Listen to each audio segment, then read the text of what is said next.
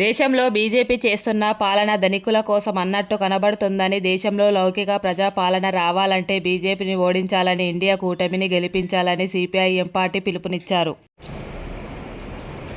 Income tax ఏదో ఒక కొచ్చి సంస్థలో చేస్తే దానికి సంబంధం ఉందని వాళ్ళ మీద దాడి చేయడం, నిన్న రేవంత్ ఏదో మాట్లాడే ఆయన మీద వీడియో మార్పింగ్ల మీద కేసులు పెట్టడం, ఇట్లాంటి రకరకాల పద్ధతుల్లో చూస్తున్నాం. అలాగే ఈ రాష్ట్రాలు ఫెడరలిజం సంబంధించింది దెబ్బతీసే పని బీజేపీ చేస్తుంది. రాష్ట్రాలకు రావాల్సిన నిధులు ఇవ్వకుండా జీఎస్టీ మొత్తం వాళ్ళు తీసుకుంటున్నారు, ఓన్లీ 30% మాత్రమే ఇస్తున్నారు. అలాగే ప్రజాస్వామిక హక్కులు, పౌర హక్కుల మీద దాడులు చేస్తుంది. న్యూస్ క్లిక్ జర్నలిజం, ఒక మంచి జర్నలిజం, ప్రజల పక్షాన్ని నిలబడ్డ న్యూస్ క్లిక్ రైతాంగ పోరాటానికి మద్దతుగా ఉన్నాయని రాజద్రోహం కేసు, మనీ లాండరింగ్ కేసులు పెట్టేసి ఆయన ఇప్పుడు జైల్లో పెట్టారు, ప్రవీణ్ కుర్కాయస్తారు.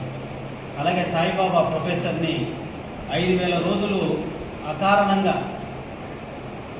నేర ఆరోపణ చేసి దాన్ని ఎట్లాంటి ఇది లేకుండా నీకు తీర్చకుండా ఆయన్ని అకారణంగా ఆయన అక్రమంగా జైలు జీవితం గడిపేటట్టు చేశారు. అందుకోసం పౌర హక్కులని, ప్రజాస్వామ్యాన్ని లేకుండా చేస్తుంది కాబట్టి బీజేపీ ఓడించాలని. అలాగే అవినీతిని చట్టబద్ధం చేసింది బీజేపీ ఎన్నికల బాండ్ల రూపంలో. ఎన్నికల బాండ్లు, ఈడీలు, సిబిఐలు ఇన్కమ్ ట్యాక్స్ని ఉపయోగపెట్టుకొని దాడులు చేయడం, వాళ్ళు లొంగ తీసుకోవడం, ఎన్నికల బాండ్లు కొనేలాగా చేయడం. ఆ రకంగా బీజేపీ 8,000 కోట్ల రూపాయలు మొత్తం ఎన్నికల బాండ్లలో సగం బీజేపీ లబ్ధి పొందింది. ఆ రకంగా ఇన్ఫ్రాస్ట్రక్చర్ కంపెనీలు కానీ వాళ్ళకు ఒక కాంట్రాక్ట్ ఇవ్వటం, ఎన్నికల బాండ్లు కొనటం, ఈ రకంగా క్విడ్ ప్రోకో అనేది చేసింది, అవినీతిని చట్టబద్ధం చేసింది. దీని మీద సిపిఎం గట్టిగా కొట్లాడింది. తీసుకోకుండా నిలబడ్డ ఏకైక పార్టీ, ఎన్నికల బాండ్లకు దూరంగా ఉన్న పార్టీ సిపిఎం పార్టీ. సుప్రీంకోర్టులో కూడా కేసేసి దాన్ని బట్టబయలు చేయడం అనేది జరిగింది. అది రాజ్యాంగ విరుద్ధం అని చెప్పేసి కూడా సుప్రీంకోర్టు ప్రకటన చేసింది.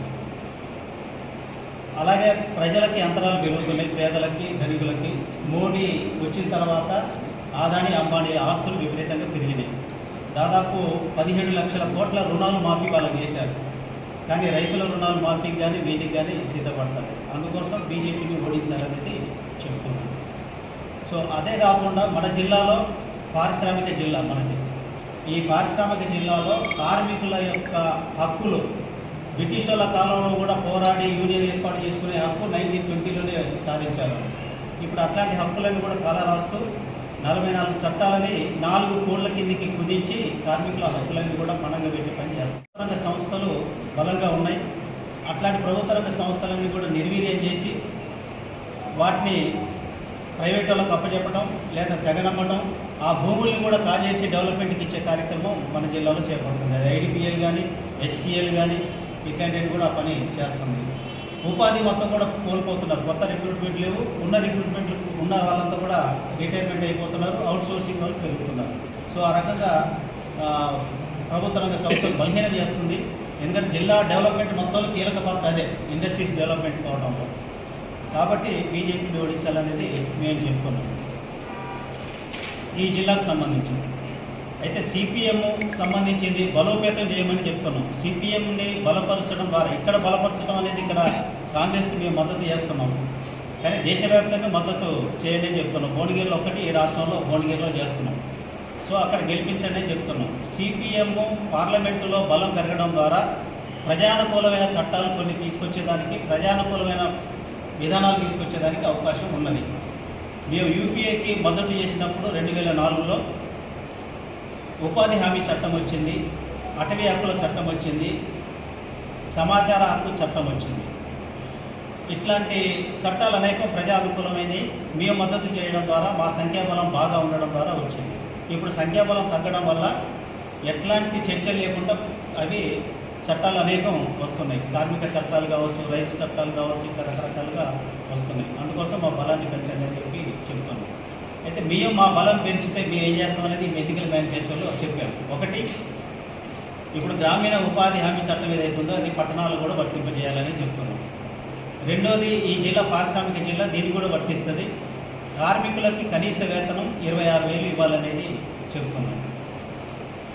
అలాగే ఈ లేబర్ కోడ్లు యాజమాన్యాలకు అనుకూలంగా మార్చారు కాబట్టి వాటిని తిరిగి మాకు బలం పెంచితే పార్లమెంటులో లౌకిక ప్రభుత్వం ఒకటి ఏర్పడితే ఈ చట్టాలు కూడా పని సమీక్షించి కార్మికులకు అనుకూలంగా మార్చే పని చేస్తాం. అలాగే 2 ముఖ్యమైన రంగాలు, ఒకటి విద్య, వైద్యం.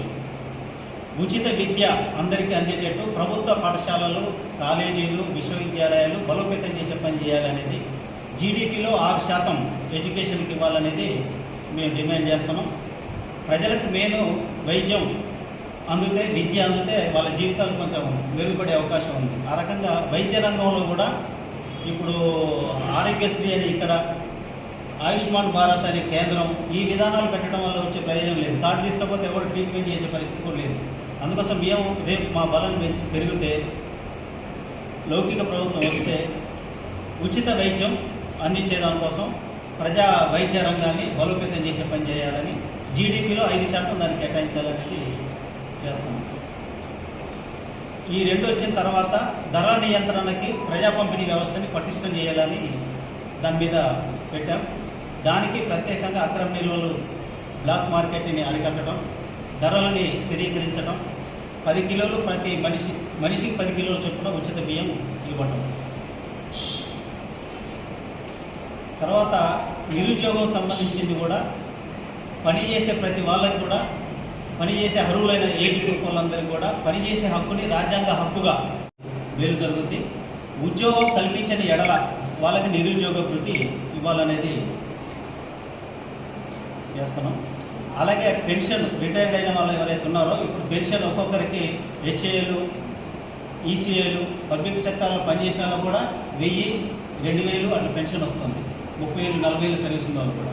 ఇప్పుడు మేము చెప్పేది ఏంటంటే అట్లా వాళ్ళ చివరి జీతం ఏదైతే ఉందో ఆ జీతంలో సగం పెన్షన్ ఇవ్వాలి అనేది మేము రేపు వచ్చే గవర్నమెంట్ మీద ప్రెజర్ చేసి చేయాలనుకుంటున్నాం. అలాగే వృద్ధాప్య పెన్షన్లు కూడా ఒక 6,000కి పెంచాలని చెప్పేసి మేము డిమాండ్ చేస్తున్నాం. అట్లాగే ఇప్పుడు మన పెట్రోల్లో కానీ ధరల్లో కానీ ట్యాక్సులు విపరీతంగా, జిఎస్టీలు కానీ ఇతర ట్యాక్సులు కానీ పడుతున్నాయి. ఇప్పుడు మేము కోరేది ఏంటంటే రేపు ఈ ట్యాక్సులు ప్రజల మీద విస్తారంగా ట్యాక్సులు వేయడం కాకుండా కార్పొరేట్ శక్తుల మీద ట్యాక్సులు వేయాలి. వారసత్వ సంపదగా వచ్చిన ఎవరైతే ఉన్నారో వాళ్ళకు కూడా వారసత్వ సంపద మీద పన్నులు వేయాలి. అట్లా రెవెన్యూని రాబట్టే పని, ధనికుల మీద, సంపన్నుల మీద పన్నులు వేయడం ద్వారా రెవెన్యూ రాబట్టాలి తప్ప సామాన్యులు, మధ్యతరగతులు వాడేటువంటి పెట్రోల్ మీద, నిత్యావసరాల మీద ట్యాక్సులు అనేటివి తగ్గించే పని చేయాలి. ఆ రకంగా ప్రజలకి ఎంత ఉపశమనం కలిగించే పనులు చేయాలనేది ఈ మేము మా బలం పెరిగితే రేపు లౌకిక ప్రభుత్వం, ప్రత్యామ్నాయ ప్రభుత్వం ఏర్పడితే దాని మీద ప్రెజర్ చేసి ఈ కార్యక్రమాలు చేపట్టాలనేది ఈ జిల్లాను కూడా దృష్టిలో పెట్టుకుని మీ దృష్టికి నేను తీసుకొచ్చాను.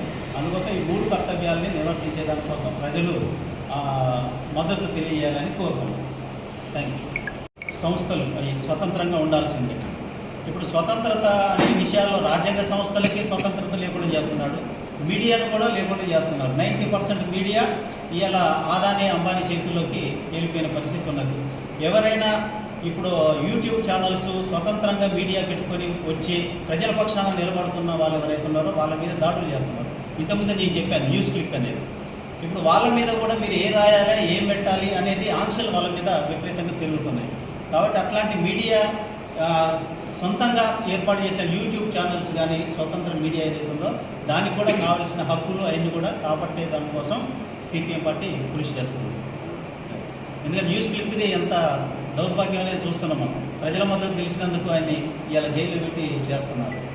అది మేము దాని విషయంలో కూడా మేము దృష్టి పెట్టుకుని చేస్తున్నాం. భారత communist party Marxist CPI Malkajgiri parliament నియోజకవర్గ ఇన్ఛార్జి ప్రవీణ్ నా పేరు. ప్రధానంగా ఏంటంటే ఈ ఎన్నికల్లో బీజేపీ ఓడించి సునీతా లక్ష్మారెడ్డి గెలుపు కోసం మేము ప్రయత్నం చేయాలని చెప్పేసి మా జిల్లా వ్యాప్తంగా క్యాంపెయిన్ స్వతంత్రంగా చేస్తున్నాం. కాంగ్రెస్కి ఎందుకు మేము మద్దతు ఇవ్వాల్సి వస్తుంది అనేటువంటి అంశం ఏంటంటే ఈ దేశంలో ప్రజాస్వామ్యం బతికి పట్టగట్టాలన్నా, సెక్యులరిజం రక్షించబడాలన్నా, మనకున్నటువంటి స్వతంత్ర సంస్థలు నిజంగా స్వతంత్రంగా పనిచేయాలన్నా భారతీయ జనతా పార్టీ తక్షణమే ఓడిపోవాలి అని చెప్పేసి సిపిఎం పార్టీగా మేము కోరుతున్నాం. దేశంలో ఉన్నటువంటి ప్రతిపక్షాలన్నింటినీ కూడబెట్టి ఇండియా కూటమి ఏర్పాటు చేయడంలో మా పార్టీ కీలక పాత్ర నిర్వహించింది. ఎందుకంటే గడిచినటువంటి ఈ 10 సంవత్సరాల బీజేపీ పాలన మనం చూసినట్లయితే ధనవంతులు మరింత ధనవంతులుగాను, పేదలు మరింత పేదలుగా మారారు. ఒక మాట చెప్తే ఎంత ఎంత అంటే స్పారిట్ ఎంత తేడా ఉంది అన్న విషయం మనకు అర్థమైంది. కనీస వేతనం రోజుకి 178 రూపాయలు ఉంటే చాలు అని చెప్పేసి మోడీ ఒక చట్టం తీసుకొచ్చారు. కానీ ఒక్క రోజులో అదానీ ఆదాయం 1600 కోట్ల రూపాయలు యాజ్ ఆన్ టుడే. అంటే ఒక మనిషికి 178 రూపాయల నుంచి 1600 కోట్ల రూపాయల వేరియేషన్ ఉంది.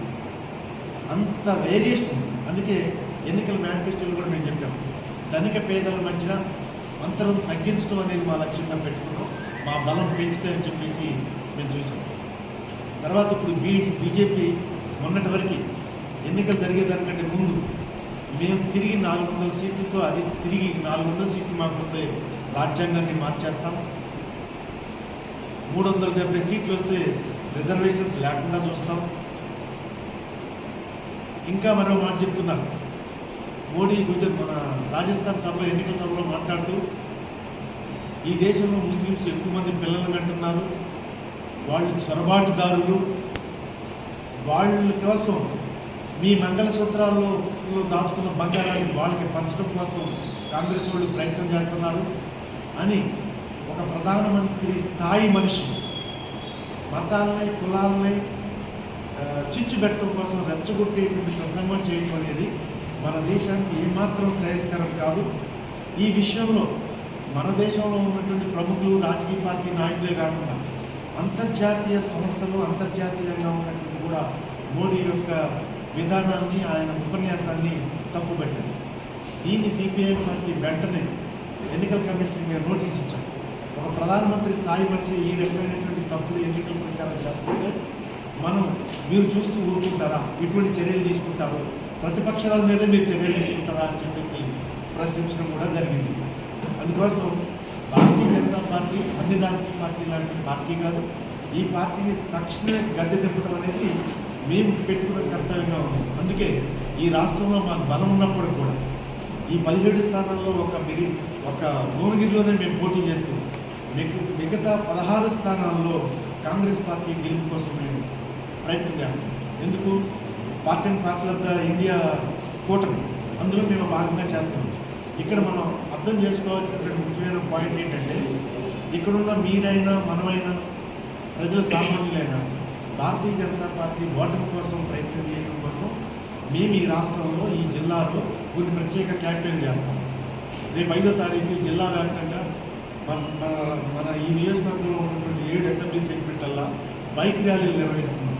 అంటే ఉదయం 9 గంటల నుంచి మధ్యాహ్నం 12 గంటలు 1 గంట మధ్యలో ర్యాలీ పర్మిషన్ తీసుకుంటే ర్యాలీలు నిర్వహిస్తాం. అంతేకాదు నియోజకవర్గ స్థాయిలో ఒక పబ్లిక్ గ్యాదర్ చేసి పబ్లిక్ మీటింగ్లు పెడతాం. అంతేకాకుండా డోర్ టు డోర్ క్యాంపెయిన్ చేసి కూడా బీజేపీ తాను చేస్తున్నటువంటి అత్యుత్సాహాలను వ్యతిరేకించడం కోసం మనం ప్రయత్నం చేయాలని చెప్పేసి క్యాంపెయిన్ కూడా చేస్తాం. మేము పోటీలు లేవు, అయినా నిజాయితీగా నిక్కచ్చిగా బీజేపీ ఓటు కోసం ప్రయత్నం చేస్తున్నాం. వ్యక్తి మీద ఈటల రాజేందర్ మీద మాకేం కోపం ఏం లేదు. కానీ ఆ పార్టీ అనుసరించే విధానం లౌకికవాదం వేడలు కానీ, ప్రజాస్వామ్య వేడలు కానీ, ఈ దేశంలో ఉన్నటువంటి మన దేశానికి పునాదిగా ఉన్నటువంటి లౌకికవాదం మన పునాది, అది లేకుండా చేయడం కోసం వాళ్ళు ప్రయత్నం చేస్తున్నారు. దాన్ని మేము ఖచ్చితంగా తిప్పికొట్టాలనేటువంటి కాన్సెప్ట్ ఇంతకుముందు మా సత్యంగా చెప్పారు. మన జిల్లా మొత్తం ఇక్కడ ఒప్పులు మొదలుకొని అక్కడ మేడ్చల్, షామీర్పేట వరకు ఒక 25 పారిశ్రామిక ప్రాంతాలు ఉన్నాయి. మొత్తం జిల్లా నిండా కార్మికులు నిండున్నారు.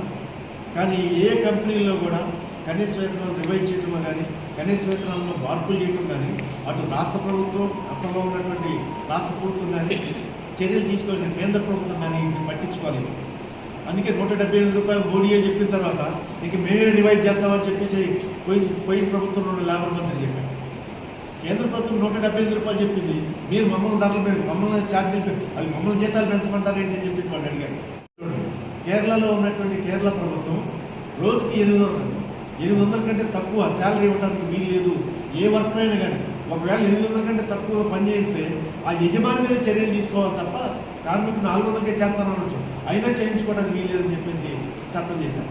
అట్లాంటి స్ట్రిక్ట్గా కార్మికుల పక్షాన, ప్రజల పక్షాన, పేదల పక్షాన ఉండేటువంటి ప్రభుత్వం కేరళలో పనిచేస్తుంది. అటువంటి ప్రభుత్వమే కావాలని చెప్పేసి ఈ దేశం ఒక 90 సీట్లు వామపక్షాలు పోటీ చేస్తాం. ఈ 90 సీట్లలో పోటీ చేసినటువంటిది లౌకిక ప్రభుత్వాన్ని ఏర్పాటు చేయడం కోసం, కార్మికులు కర్షకుల యొక్క హక్కుల కోసం నిలబడటం కోసం, ప్రజాస్వామ్య హక్కులు నిలబెట్టుకోవడం కోసం మేము నికరంగా ప్రయత్నం చేయాలనే ప్రయత్నంలో చేస్తాము. అందుకోసం మీరు కూడా మాకు అర్థం చేసుకుని ఈ దేశంలో లౌకికవాదాన్ని బతికించడం కోసం, బీజేపీ ఓడించడం కోసం మా పార్టీకి మీడియా మంత్రిగా మీరు కూడా సహకరించాలని విజ్ఞప్తి చేస్తున్నాను. Thank you very much. Modi అధికారంలోకి వచ్చిన ఈ 10 సంవత్సరాలలో దేశానికి వినాశకరమైన ఆర్థిక విధానాల్ని అవలంబించాడు.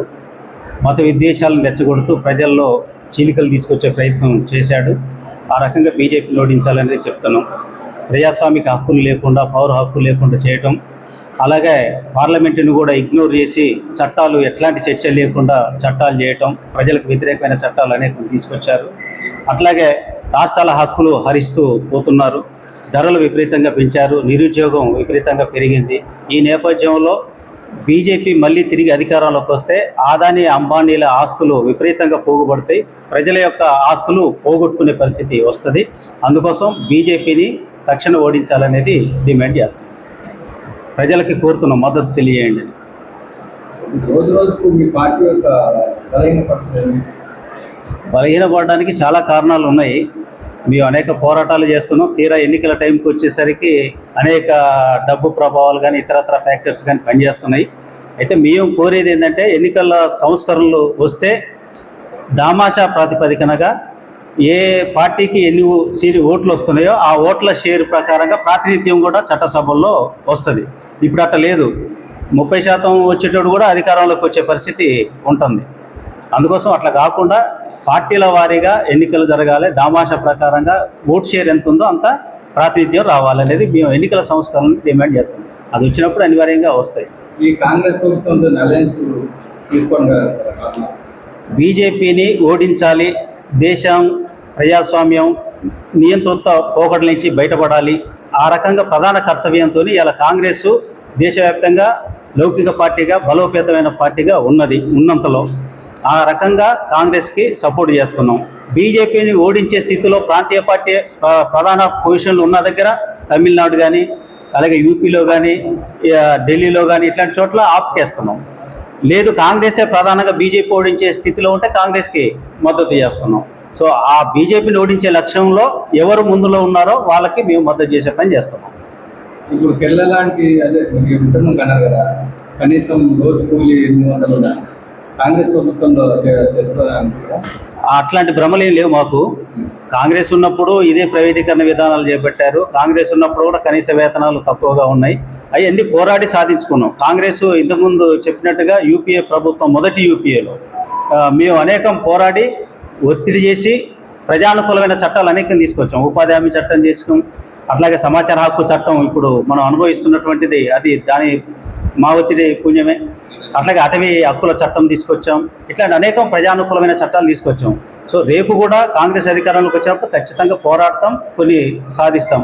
కానీ దాని మీద అతిగా ఏం భ్రమలు ఏం లేవు మాకు. ఇప్పుడు మోడీ అనేది ఏంటంటే గతంలో కాంగ్రెస్ ప్రభుత్వం ఇన్నేళ్ళు పరిపాలించిన పనులను మేము చేసినాము, మాకు ప్రజల మద్దతు ఉందని చెప్పి అది బాగా ప్రజల్ని తప్పుదోవ పట్టించి కార్యక్రమం. ఇవాళ ఈ దేశంలో ఐఐటీలు, ఎన్ఐటీలు విద్యాపరంగా చూసినప్పుడు కాంగ్రెస్ తీసుకొచ్చినాయి. ఇప్పుడు ఈయన వచ్చిన తర్వాత ఏం ఐఐటీలు కట్టాడు, ఏం ఎన్ఐటీలు కట్టాడు. యూనివర్సిటీలన్నీ వాళ్ళు వచ్చినప్పుడు ఉన్నాయి.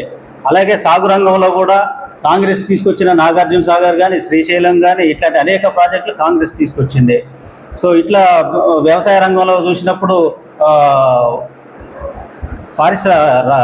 రైతు రంగంలో వంగడాలు కానీ, మిషనరీ కానీ ఇవన్నీ తీసుకొచ్చింది కాంగ్రెసే. అలాగే బ్యాంకులన్నిటి జాతీయం తీసి బ్యాంకుల పరపతి రుణాలు రైతాంగానికి ఇచ్చింది కాంగ్రెసే. సో ఇట్లాంటి కొన్ని ప్రజానుకూలమైన పబ్లిక్ సెక్టార్స్ ఇప్పుడు ఉన్న పబ్లిక్ సెక్టార్ కట్టిందంతా కాంగ్రెసే.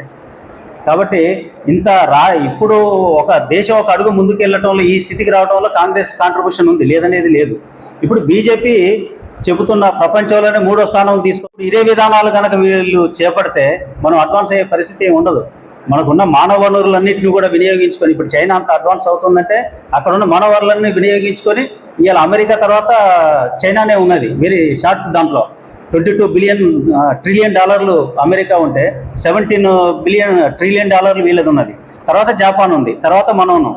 మనకి అమెరికాకి చైనాకి చూస్తే నాగలోకానికి ఉన్న తేడా ఉన్నది.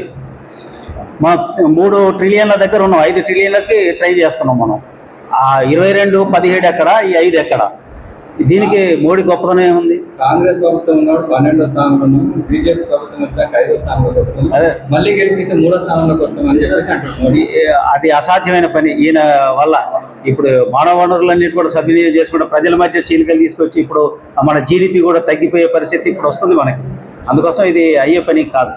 ఆర్థిక విధానాలలో చూస్తే కాంగ్రెస్ బీజేపీ ఒకే విధానం. కానీ ఇప్పుడు బీజేపీకి సంబంధించింది ఎందుకు ఓడించాలంటారు అంటే, కనీసం ఇప్పుడు ఇట్లాంటి మీటింగులు పెట్టుకోవాలంటే కూడా మనం నెక్స్ట్ బీజేపీ 400 సీట్లు వస్తే ఇది ఉండే అవకాశం ఉండదు, రాజ్యాంగం ఉండే అవకాశం ఉండదు, ప్రజాస్వామ్యం ఉండేది, మాట్లాడే హక్కు ఉండదు, పోరాడే హక్కులు కూడా ఉండవు. అందుకోసం తక్షణం బీజేపీ ఓడాలనేది మనం చెప్తున్నాం. ఇది బీజేపీ ఓడి ప్రజాస్వామ్యం బతుకుతే ఆ తర్వాత కమ్యూనిస్టులు ఉంటారు, కాంగ్రెస్ ఉంటుంది, అన్ని రాజకీయ పార్టీలు ఉంటాయి. ఇప్పుడు రాజకీయ పార్టీలే లేకుండా వాడు ఒకే ఎన్నికలు ఒకే దేశం అని తీసుకొస్తున్నాడు. ఒకే దేశం ఒకే ఎన్నిక వచ్చిన తర్వాత ఇక పార్లమెంట్ కానించి ఒక సర్పంచ్ వరకు ఒకే ఎన్నుకున్న తర్వాత ఎక్కడికి ప్రజాస్వామ్యం? అంతా మళ్ళీ నియంతృత్వం అయిపోయే పరిస్థితే వస్తుంది. కాబట్టి ఆ నియంతృత్వం ప్రమాదాన్ని తప్పించేదానికోసం ప్రజాస్వామ్యం ఉంటే పార్టీలు ఉంటాయి. కాబట్టి ఆ తర్వాత చూసుకోవచ్చు, ముందు ఈ ప్రమాదం తప్పాలనే దాంతోనే. Thank you.